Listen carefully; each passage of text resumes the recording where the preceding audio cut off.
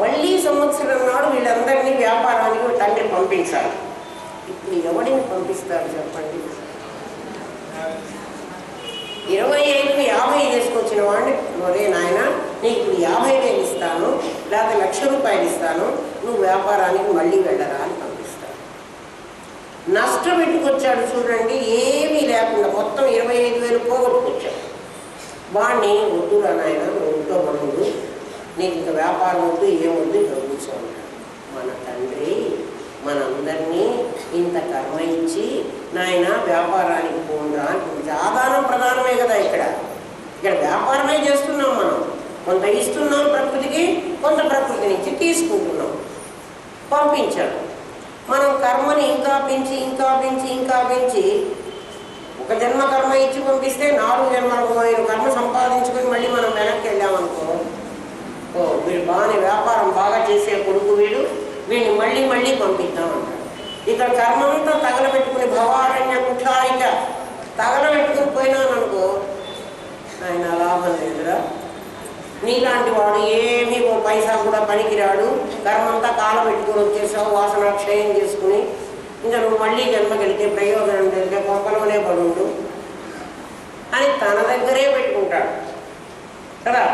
యద్గత్వ న నివర్తంతే, ఎవడైతే అలా కర్మంతా అయిపోగొట్టుకుని యద్గత్వ తన దగ్గరికి వెళ్తాడో నా నివర్తంతే, వాడి వెనక్కి పంపించడు. మరి ఎవరిని పంపిస్తాడు? వ్యాపారం చేసుకుంటూ లాభాలు సంపాదిస్తూ మళ్ళీ మళ్ళీ జన్మలకు వెళితే అంత కర్మ సంపాదించుకుని వచ్చిన వాడిని ఆ బ్రహ్మభువనాల్లోక పునరావర్తిను అర్జున, వెళ్ళు నాయన మళ్ళీ వ్యాపారం చేసుకురాపో, ఎందుకంటే ఈసారి 25,000 50 తీసావు కదా, రేపు 50ని 100 చేయి, ఈసారి నీకు 200,000 ఇచ్చి పంపిస్తాను, నువ్వు 400,000 చేసుకొస్తావు, ఎందుకంటే నీకు చాలా బిజినెస్ బాగా వచ్చు. ఆలోచించండి, కర్మ పెంచుకుంటూ వెళ్ళామంటే పరమాత్మ మళ్ళీ మళ్ళీ జన్మలకు పంపిస్తూ వస్తాడు. కర్మని నాశనం చేసుకుంటూ పోతే, కర్మ లేకుండా చేసుకుంటూ పోతే పరమాత్మ మళ్ళీ ఇంకా జన్మకు పంపడు. ఎందుకంటే వీడు అసమర్థుడు, వీడితో ప్రయోజనం లేదు. అసమర్థుడు అనిపించుకున్నా ఏం పర్వాలేదు. ఎందుకు ఈ సామర్థ్యం? ఎందుకు మళ్ళీ మళ్ళీ జన్మకు రావడం? వద్దు. ఈ వ్యాపారం మనకు చేత కాదు అని మొత్తం వదిలేసుకున్నాం అనుకో, దగ్గర కూర్చోబెట్టుకుని టీవీ పెడతాడు. కన్నా నేరాన్ని ఎవరి కోసం పెడతాడు? తనంత వాడుగా చేస్తాడు కదా. నేను పోను, నేను వ్యాపారమే చేయను, నేను ఇంట్లోనే కూర్చుంటాను అన్నాం అనుకో, సరే నాతో పాటు ఉండి ఏదో తిండి తినప్పుడు నాన్న ఏం తింటే అది మనం తినచ్చు. వ్యాపారం అయితే బయటికి పోతే హోటల్లో ఏమి ఇడ్లీ తిన్నామో, ఓడ తిన్నామో, కాఫీ తాగాము, డబ్బులు సంపాదించాలనే ఆలోచనతో మంచినీళ్ళే దాన్ని బతికాము, తెలియదు కదా. ఇంట్లో ఉన్నవాడికి తిండి జరిగినట్టుగా వ్యాపారం బయట ఊళ్ళు తిరిగేవాడికి అవుతుందా? మనగతి కూడా అంతే. ఆలోచించండి. భద్రప్రియ, అభద్రమైన ఆలోచన. ఏమిటి భద్రమైన ఆలోచన? వ్యాపారం పెంచే ఆలోచన కాదు. వాసనాక్షయ, మనోనాశ, తత్వజ్ఞానాలు కలిగే ఆలోచన, అది భద్రమైన ఆలోచన. దానికే గీత భక్తి ప్రియ. భక్తి అంటే ఏం చెప్తున్నా అంటే గీతా భాష్యంలో యత్ పశ్యతి, యత్ శృణోతి, యత్ స్పృశతి వా తత్సర్వం వాసుదేవ ఇత్యేవం గ్రహావిష్ట బుద్ధి యః స భక్తః అని ఇచ్చాడు. అంటే ఏమిటి? యత్ పశ్యతి, ఏదైతే చూస్తావో, యత్ శృణోతి, ఏదైతే వింటావో, యత్ స్పృశ్యతి వా, ఏదైతే ముట్టుకుంటావో, స్పృశిస్తావో అంటే విన్నది, చూసింది, స్పృశించింది, ఆలోచించింది, తత్సర్వం అవన్నీ కూడా వాసుదేవ. వాసుదేవ అంటే కృష్ణుడా? వసతి దివ్యతి, ఉన్నది ప్రకాశిస్తోంది. ఉండడం సద్రూపం, ప్రకాశించడం చిద్రూపం. తత్సర్వం వాసుదేవ, అదంతా కూడా ఉన్నది కనిపిస్తోంది, ఉన్నది వినిపించింది, ఉన్నది వ్యవహరిస్తోంది, ఉన్నది స్పృశించబడుతోంది అని ఎవడైతే గ్రహావిష్ట బుద్ధి, దయ్యం పట్టిన వాడిలాగా, దయ్యం పట్టిన వాడికి గ్రహం పట్టిన వాడికి, గ్రహావిష్ట బుద్ధి అంటే దయ్యం పట్టినవాడు, అది పట్టిన వాడు ఎలా ఉంటాడు అంటే అది తప్ప వాడికి ఇంకేం ఉండదు. ఏది చూసినా, ఏది విన్నా, ఏది తిన్నా అదే పోతనా మార్చి చెప్తాడు. పానీయములు త్రావుచును, పుడుచుచును, భాషించుచును. నీళ్లు తాగుతూ, తింటూ, భాషిస్తూ, మాట్లాడుతూ కూడా ఎప్పుడు కూడా సర్వోన్నతని దివ్య కళామయ మంచి. ఇదంతా పరమాత్మ యొక్క కళ కదా. ఈ కనిపిస్తూ ఉన్న విశ్వమంతా ఆయన యొక్క విభూతి కదా అని ఆలోచించేవాడు. సర్వం తత్సర్వం వాసుదేవ, అదంతా కూడా వసతి దివ్యతి. కృష్ణుడు కాదు, మళ్ళీ నాకు కృష్ణుడు కనిపించాడు అంటే ఒప్పుకోను. అట్లా కృష్ణుడు కనిపించాడు, ఎప్పుడో పోయినాడు, ఉండడానికి వీల్లేదు. ఆయన పోయినట్టుగా కూడా కృష్ణుడి ధ్యానం మన భాగవతంలో కనపడుతూనే ఉంది. మరి ఆ పోయిన వాళ్ళందరూ మన తాత, మన ముత్తాత ఏది ఇప్పుడు మనకు కనపడ్డారా? మరి బాణలాగే కృష్ణుడుగా పోయినాడు కదా, ఆయన ఎట్లా కనపడతాడు? ఒకవేళ మా తాత కనపడ్డాడంటే నా కళ్ళలో కనపడతాడు.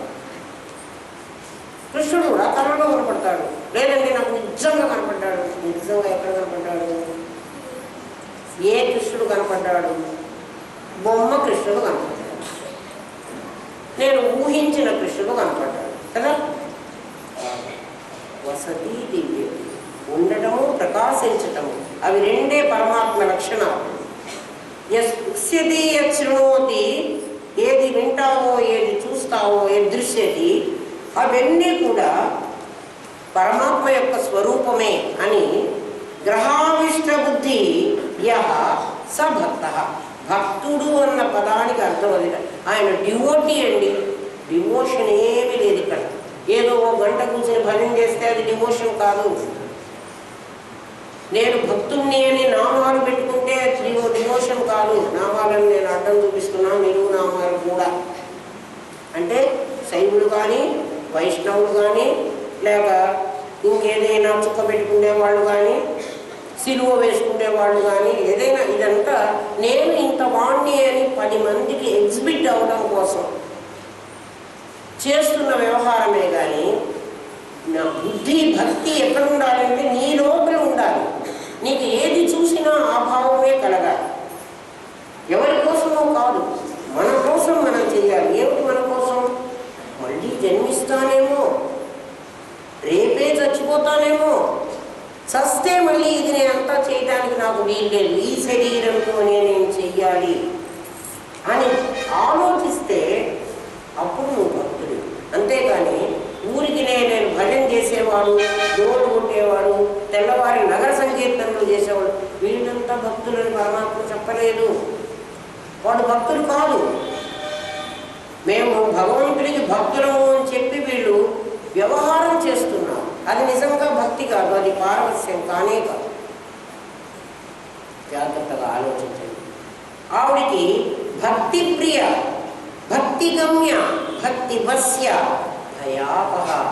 ఆవిడ ఆ పరమేశ్వరి ఏం చూస్తున్నావో, ఏది వింటున్నావో, ఏది స్పృశిస్తున్నావో అదంతా వాసుదేవుడే అంటే సచ్చిత్తులే అనడం భక్తి. భక్తి అంటే విభక్తము కానిది. విభక్తము అంటే వేరవడం. అవిభక్తులు అంటే వేరు కాని వాళ్ళు. వేరైపోతున్నావా, వేరు కాకుండా ఉంటున్నావా? నువ్వు ఆలోచించు. నేను వాడు పరమాత్మ, నేను జీవాత్మ. ఇప్పుడు విభక్తమైన మన ఇద్దరం. విభక్తం అంటే వేరైపోయినాం. అవిభక్తం వేరు కాలేదు. ఏమైపోయినాం?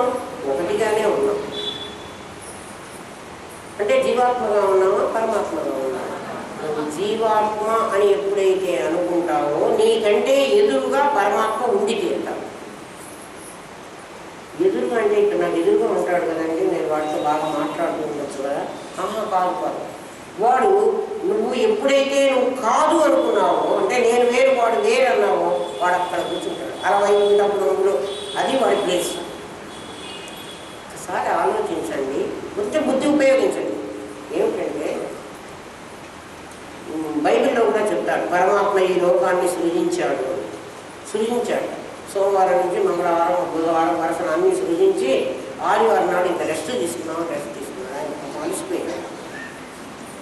రెస్ట్ తీసుకుంటే మతాల వాళ్ళు పరమాత్మ సృష్టించాలంటే ఆలోచించండి. బ్రహ్మలోకంలో కదా సృష్టి జరిగిందని మనం అనుకుంటున్నాం. అంటే ఆయన బ్రహ్మలోకంలో ఉండి కదా సృష్టించాలి. నేను ఉండకుండా ఎట్లా సృష్టిస్తాను కదా, ఒక చోట నేను ఉండాలి. బ్రహ్మలోకంలో పరమాత్మ ఉండి బ్రహ్మగా ఉండి సృష్టి జరిపాడు అని అనుకుందామంటే, బ్రహ్మలోకం ఆయన ఉండడానికి ముందే బ్రహ్మలోకం ఉండి ఉండాలా, లేక ఈయన తర్వాత కదా అందులోకి వెళ్ళాడు?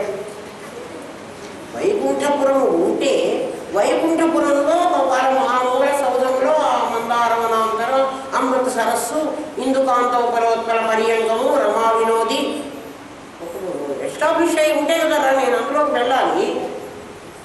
అది నాకన్నా ముందు అక్కడ ఎస్టాబ్లిష్ అయిందంటే ఎవరు దాన్ని తయారు చేశాడు? ఎవడో చేసి ఉండాలి. ఆ చేసిన వాడు గ్రేటా, నేను గ్రేటా? ఏమన్నా ఏమో ఇక్కడ ఒక ఇల్లు ఉంటే కదా నేను ఆ కర్నూలులో ఆ ఇంట్లో ఉండాలి. అసలు ఇల్లే లేదనుకోండి, నేను వచ్చి చెట్టు కింద కూర్చొని, చెట్టు కూడా ఉండాలి, చెట్టు కింద కూర్చొని ఇల్లు తయారు చేద్దామన్నా ఓ చెట్టు అన్నా ఉండాలి. మరి చెట్టు ఉందంటే ఆ చెట్టు కిందకి నేను వచ్చి ఇల్లు తయారు చేసుకున్నానంటే చెట్టు తయారు చేసిన వాడు ఒకటి ఉండాలి కదా. ఆ బ్రహ్మలోకాన్నో ఆ విష్ణులోకాన్నో ఆ కైలాసాన్నో వాళ్ళు ముగ్గురు అక్కడ ఉండి కదా ఈ పనులన్నీ చేస్తున్నారు. బ్రహ్మగారు అక్కడ సృష్టి చేయాలంటే ఆయనకు ఒక కొంప కావాలి కదా. విష్ణువు గారు పోషించాలి అంటే మరి ఆయన ఎస్టాబ్లిష్ చేసుకుని అవన్నీ ఉండాలంటే ఆయన పరివార దేవతలు ఉన్నారు కదా ఆయన చాలా మంది. ఎవరు వాళ్ళందరూ బయలుదేరి వచ్చారు చూడండి. తన వెంట సిరి లచ్చి వెంట అవరోధ వ్రాతము దాని వెనుక పక్షీంద్రుడు వారి పొందలు ధనువు కౌమోదకి శంఖ చక్ర నికాయములు నారదుడు భజనీకాంతుడు రావచ్చి రొయ్యల వైకుంఠపురం పురం కలుగువారు ఆపాల గోపాలం. ఒకడు కాదు, గుంపు, ఇంత జనం. ఈ జనమంతా ఉంటేట ఆయన వీళ్ళందరినీ పోషిస్తున్నాడు. అయితే ఏంటంటే ఇదంతా అబద్ధం. మరి చెప్పాను కదా నాయన, ఇది సృష్టిరా నాయన, దీన్ని ఎప్పుడూ కష్టపడి చెయ్యలేదు. కళలు ఎంత కష్టపడి కన్నావు, ఎంతమంది మనుషులతో పని చేయించావు కళలో, చాలా కష్టపడి కదా. ఎన్ని బస్తాల సిమెంట్ పెట్టి కళ్ళలో బిల్డింగ్ కట్టావు, ఎంత మెటీరియల్ ఇనుము వాడావు, ఎంతమంది కూలీలతో ఆ బిల్డింగ్ కట్టావు. మరి అదంతా కూల్చి మళ్ళీ లయం చేసుకోవడానికి ఎంత పట్టింది?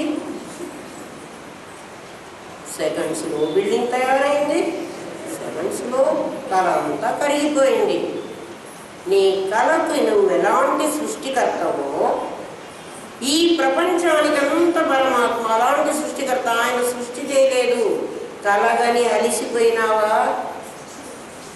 ఏమో రాత్రంతా కళలు వచ్చినాయి, తెల్లవారి బాగా అలిసిపోయినావు కదా. ఎందుకంటే మైళ్ళు నడిచాను కల్లో, నేను కల్లో మైళ్ళు నడిచాను, కాళ్ళన్నీ నొప్పులు పుట్టినాయి. ఆలోచించండి. మిగిలిన మతాలకి మన మతానికి ఉన్న తేడా. మిగిలిన మతాల్లో పరమాత్మ సృష్టి చేశాడు, ఒక్కొక్క రోజు ఒకదాన్ని సృష్టించాడు. ఆదివారం నాడు ఆయన సృష్టి మానేసుకున్నాడు. మనం సృష్టి చేయడానికి కష్టపడలేదు, సృష్టి లయం చేయడానికి కష్టపడలేదు. ప్రతిరోజు మనం సృష్టి చేస్తూనే ఉన్నాం. మన సృష్టికి మెటీరియల్ అవసరం లేదు, అన్నీ వాటికి అవి తయారవుతాయి. ఎవరన్నా తల్లి గర్భంలో బిడ్డని ఎవరు తయారు చేశాడు? పుట్టబోయే బిడ్డకు ఎవరు పాలు తయారు చేసి పెట్టారు? రేపు వికసించబోయే పువ్వుకు ఎవరు రంగులెత్తారు? ఎవరు సువాసన ఇచ్చారు? ఇవన్నీ సత్యమా? ఆలోచించండి. ఈ సత్యం కాదు. ఎప్పుడు కలగంటున్నంతసేపు అది సత్యం, వెలుగు రాగానే అది అసత్యం. ఇప్పుడు మనం కలగంటున్న పీరియడ్లో ఉన్నాం. నా కళలో మీరు, మీ కళలో నేను, మనం అందరం కలకంటున్నాం. ఇందులో ఇవన్నీ డబ్బులు సంపాదించుకున్నాము, ఇవన్నీ డిగ్రీలు సంపాదించుకున్నాము, ఇవన్నీ పనులు చేసాం, ఇవన్నీ కళలో జరుగుతున్నాయి. అందుకని దీని పేరు వ్యావహారిక సత్యం. ఇది పారమార్థిక సత్యం కాదు. ఎప్పటి వరకు?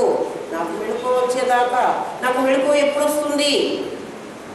నువ్వు ఎప్పుడు మెళుకు తెచ్చుకుంటే అప్పుడు మెళుకు వస్తుంది. అందుకే ఉత్తిష్టత. ఉత్తిష్టత అంటే సరిపోలే, మళ్ళీ జాగ్రత్త అన్నాడు కదా. ఉత్తిష్టత అంటే లేవమనే. ఇంకా లేచిన తర్వాత జాగ్రత్త ఏంటి? మళ్ళీ ఎందుకు దాన్ని మళ్ళీ గమనించిన టైం దాన్ని చెప్తున్నాడు. ఉత్తిష్టత, జాగ్రత్త. జాగ్రత్త అంటే ఒట్టిగా మెళుకు తెచ్చుకుంటే లేదురా, బుద్ధితోలే. లేచి ఏం చేయమంటావు? ప్రాప్యవరాన్ని బోధత. ఎవడైనా తెలిసిన వాడు ఉన్నాడేమో వెతుక్కో. ఎక్కడున్నా ఉన్నాడా? నాయన మెళుకు వచ్చిన వాడు ఎవడైనా ఉన్నాడా? నేను మెళుకు వచ్చిన వాడినేరా. అయితే అయ్యా నాకు కూడా కాస్త మెళుకు తెప్పించండి.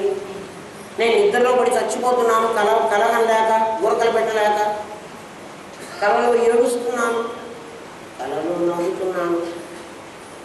ఆలోచించండి. అందరు చిన్నపిల్లల్ని పెంచిన వాళ్ళే కదా.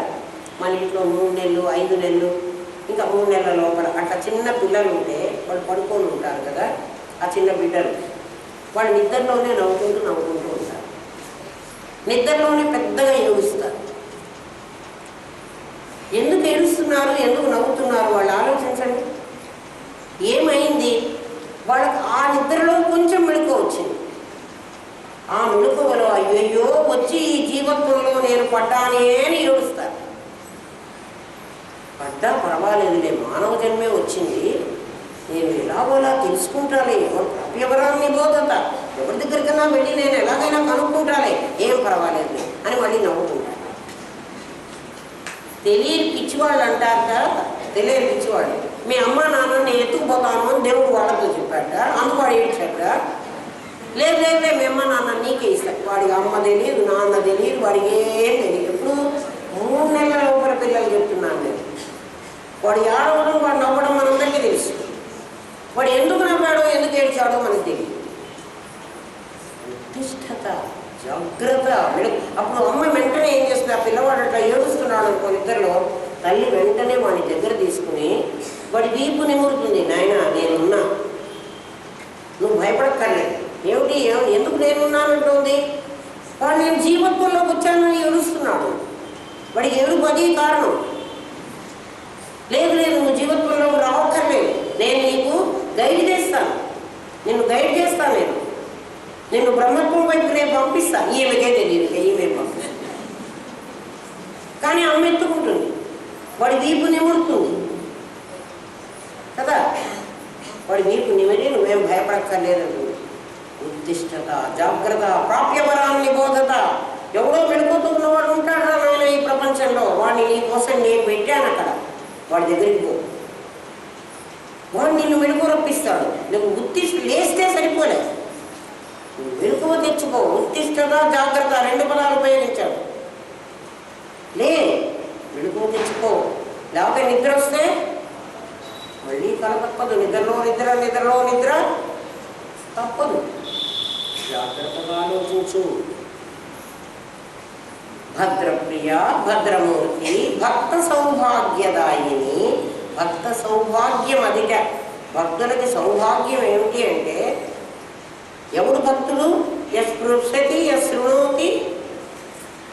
అదంతా కూడా వాసుదేవమే. కనిపిస్తున్న అన్ని విషయాలు కూడా పరమాత్మ స్వరూపమే, సచ్చిత్తులే అని ఎవరికైతే తెలుస్తుందో వాడు భక్తుడు. వాడంటే ఆమెకి ఇష్టము, వాడికి సౌభాగ్యం ఇస్తుంది. సౌభాగ్యం అంటే డబ్బులు కాదు. సౌభాగ్యం అంటే మళ్ళీ పుట్టకుండా ఉండేటువంటిది. అందుకని దాని పేరు శ్రీం. మొదటే చెప్పుకున్నాం. లేకపోతే ఏమిస్తుంది? హ్రీం. హ్రీం ఎప్పుడు ఈతోనే ఉంటుంది అమ్మవారు. శక్తి బీజం ఈ. ఐం, హ్రీం, శ్రీం. చూడండి, శక్తి బీజం అని. శ్రీం అమ్మవారికి ఒక పేరుంది, అది ఇక్కడ రాదులేండి నామం, ఇంకో చోటు వస్తుంది. స్వర్గ అపవర్గదా అని. స్వర్గ అపవర్గ. ఆమె 2 ఇస్తుందిట. స్వర్గమైనా ఇస్తుంది, అపవర్గమైనా ఇస్తుంది. అపవర్గం అంటే మోక్షం. స్వర్గం ఇవ్వాలంటే క్రీ స్వర్గం ఎందుకు వస్తుందరా?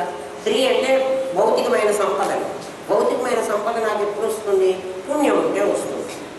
పుణ్యం ఉంటే నేను ఎక్కడ ఉంటాను? స్వర్గంలో ఉంటాను. అంతే కదా? స్వర్గద అపవర్గద. ఆవిడ స్వర్గము ఇస్తుంది, అపవర్గము ఇస్తుంది. అయితే నువ్వేది అడిగితే అది ఇస్తుంది. నువ్వేమడుగుతావు? మామూలుగా అందరూ ఏమడుగుతారు? అమ్మవారికి బాగా దండం పెట్టి చేసి నా పసుపు కాపాడు, నా పిల్లల్ని కాపాడు. పసుపు కాపాడంటే నా మొగుడిని కాపాడు. అంతే కదా? ఎంతసేపు ఉన్నా అబ్బాయి దండం పెడితే దీర్ఘాయుష్యం వస్తుంది అంటే ఆయన చాలా ఏళ్ళు బతకరా. అమ్మాయి దండం పెట్టిందనుకోండి, దీర్ఘ సుమంగళి భవ. ఈమె సుమంగళిగా ఉండాలంటే మరి మొత్తం కలిసి దీవెన ఎవరికి వెళ్ళింది? వాడికే వెళ్ళింది. ఈమె దీవించగలే. మనం చేస్తున్న పని ఏమిటో మీరే ఆలోచించగలరా? అబ్బాయి దండం పెట్టంగానే దీర్ఘాయుష్యం వస్తుంది. నేను అట్లా దీవించను. నేను జ్ఞానప్రాప్తి రస్తు అని దీవిస్తాను. అబ్బాయి పెట్టినా అమ్మాయి పెట్టినా. లేకపోతే సద్గురు కటాక్ష సిద్ధి రస్తు అని దీవిస్తాను. గురువు కటాక్షం ఉంటే వాడు ఇప్పుడు కాదు రేపైనా బయటకు వస్తాడు. నీకు డబ్బులు రావాలి, నీకు సంపద కావాలి. స్వర్గ అపవర్గద. అమ్మవారికి అదొక పేరు, ఇంకో చోట ఎక్కడ వస్తుంది. ఇది సౌభాగ్యం, నీకు ఇచ్చే సౌభాగ్యం ఇది. భక్తి ప్రియ, భక్తి గమ్య, భక్తి వశ్య, భయాపహ, శాంభవి. భక్తి గురించి అదే. భక్తి అంటేనే అసలు అది. అంటే విభక్తం కానటువంటిది, అవిభక్తమైనది. జీవాత్మ పరమాత్మ వేరుగా ఉన్నారు అనేది భక్తి. భక్తి అంటే నేను వేరు, నువ్వు వేరు. ఉపాసక దైవం, ఉపాస్యక దైవాన్ని ఉద్దేశించి చేసేటువంటి కర్మకాండ. కర్మకాండలో సంధ్యావందనం దగ్గర నుంచి యజ్ఞయాగాదుల వరకు అన్నీ అందులోనే వస్తాయి. నువ్వేం చేస్తున్నా దానికి నీకు తెలియకుండా ఫలితం వస్తుంది. ఎవరైనా మేము ఏం డబ్బు తీసుకోకుండా నిష్కామంగా చేస్తున్నామండి. చాలా సర్వీస్, సోషల్ సర్వీస్ చేస్తూ ఉంటారు చాలామంది. మేమేం డబ్బులు తీసుకోమండి, సోషల్ సర్వీస్ చేస్తున్నాం. డబ్బులు తీసుకోవటం లేదు కానీ పుణ్యం తీసుకోవటం లేదు అనే ఉన్నాం. పుణ్యం నీ దాంట్లో కలుస్తున్నది. ఎందుకంటే నువ్వు మంచి పని చేస్తున్నావు, ఇక్కడ డబ్బులు తీసుకోలేదు కానీ పుణ్యం కలుస్తుంది. ఆ పుణ్యం ఫలం అనుభవించడానికి జన్మ కట్టాలి, మళ్ళీ జన్మకి రావాలి. మళ్ళీ జన్మనిచ్చేటువంటి కర్మ ఏదైనా నీకు నష్టమే. జన్మరాహిత్యమైనటువంటి కర్మ కేవలం జ్ఞానం. సర్వకర్మాఖిలం పార్థ జ్ఞానేన పరిసమాప్యతే. అర్జున, అన్ని కర్మలు కూడా జ్ఞానంలో కలిసిపోతాయ్యా. కర్మలకు మళ్ళీ మళ్ళీ జన్మ ఉంటుంది. దానికి గురుదేవులు మాకు ఒక మాట చెప్పేవాళ్ళు, నాకు బాగా నచ్చింది, మీకు కూడా చెప్తున్నాను. కర్మలన్నీ నదుల లాంటివి. నదులు ఎక్కడో చిన్నగా పోతాయి, బాగా ప్రవహిస్తాయి, ఉపనదులన్నింటినీ చేర్చుకుంటాయి, పెద్ద నది అయిపోతాయి. ఆ నది జలాన్ని ఎవడో ఒకడు ఆనకట్ట కట్టి దాన్ని బంధించి, అది పాపం సముద్రం వైపు ప్రయాణం చేస్తూ ఉంటుంది. వెళ్ళనివ్వకుండా బంధిస్తారు. ప్రాజెక్టులు అదే ఆనకట్టలో కట్టి బంధించి ఎలక్ట్రిసిటీ జనరేట్ చేసుకోవడము, లేకపోతే పొలాలకి పంట పొలాలకి పండించుకోవడము. దాని పర్పస్ సర్వ్ కాదు. దాని పర్పస్ ఏమిటి? సముద్రం చేరాలి. నది పుట్టిన చోటు నుంచి సముద్రం చేరడానికి ప్రయత్నిస్తూ ఉంటుంది. అది కాకుండా ప్రతి చోట ఆటంకం వేసి ఆ నీళ్ళని మళ్లించుకుంటున్నారు. ఇదంతా మనం పొందేటువంటి జన్మలు. నది ఎప్పుడైతే సముద్రంలో చేరిపోతుందో ఇంకా ఎవ్వడు ఆనపట్ట కట్టడు, ఆ నీళ్ళు ఎవ్వడు తీసుకోడు, ఎవ్వడు పంట పొలాలకు పెట్టుకోడు.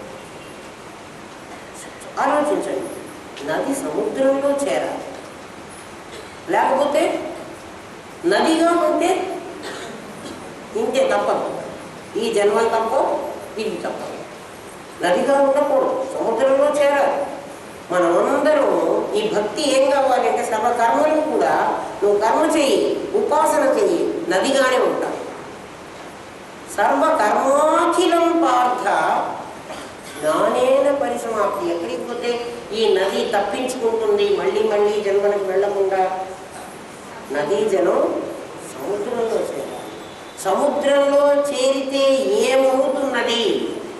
గంగ వెళ్ళి సముద్రంలో పడింది, గోదావరి వెళ్ళి సముద్రంలో పడింది, కృష్ణ వెళ్ళి సముద్రంలో పడింది కదా, పడింది. మనం చూసాం. ఏ నదైనా చూడండి సముద్రంలో వెళ్ళిపోయింది. సముద్రంలోకి వెళ్ళే వరకు వాటికి పేరు ఉంది, వాటికి రూపం ఉంది. సముద్రంలోకి వెళ్ళారు మరి ఆ నదులు ఏముంటామా? నదులు ఉన్నాయా లేవా? ఎక్కడున్నాయి?